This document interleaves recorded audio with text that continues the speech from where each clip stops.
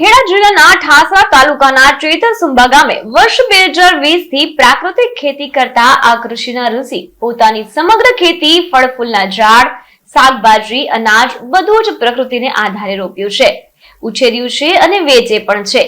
અત્યારે તેમના ખેતરમાં પિંક ટાઇવન નામના 12 જામફળના 250 વૃક્ષો છે, જે ઝુમખાબેર જામફળ આપી રહ્યા છે। ઘરઘરારું શાકભાજી માટે તેમણે ચોળી, ગવાર, મરચા, ડુંગળી જેવા શાકભાજી ઉગાડ્યા છે। મોડલ ફાર્મ બનાવીને તેમણે પ્રાકૃતિક ખેડૂત તરીકે સાબિત કરી બતાવ્યું છે કે શુદ્ધ અને સાત્વિક અનાજ, પાણી, શાકભાજી અને ફળફળાદી કેટલા મહત્વના અને ગુણવત્તાયુક્ત હોય છે અને સાથે કમાઉ પણ હોય છે। પ્રાકૃતિક ખેતી ઉત્તમ છે તેનો ઉત્તમ દાખલો જયસિંહભાઈ આપી રહ્યા છે। આપણું ગુજરાત પ્રાકૃતિક ગુજરાત એ સાર્થક કરવામાં જયસિંહભાઈ જેવા ખેડૂતો સરકાર દ્વારા અપાતી વિવિધ યોજનાઓનો લાભ પણ લેતા હોય છે। ત્યારે પ્રાકૃતિક ખેતીને પ્રાધાન્ય આપનાર અને કૃષિ પ્રેમી એવા જયસિંહભાઈ જાદવ શું સંદેશો આપી રહ્યા છે, ચાલો સાંભળીએ। પણ હું આજે પ્રાકૃતિક ખેતી કરું છું, ગાય આધારિત, એ લગભગ 10 વર્ષથી કરું છું।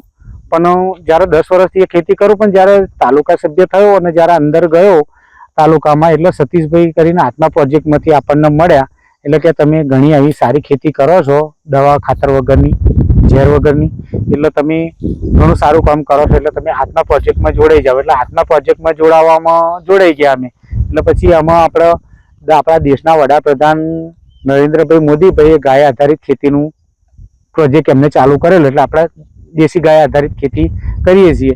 એમાં આપણે જે સુભાષભાઈ પાલેકર છે એમની પુસ્તકો વાંચી, પછી આપણા ગુજરાતના રાજ્યપાલ શ્રી દેવવ્રત આચાર્ય શ્રી એ બધાની મિટિંગોમાં ગયો, આ બધું જાણવા મળ્યું અને આ બધી સારામાં સારી ખેતી માટે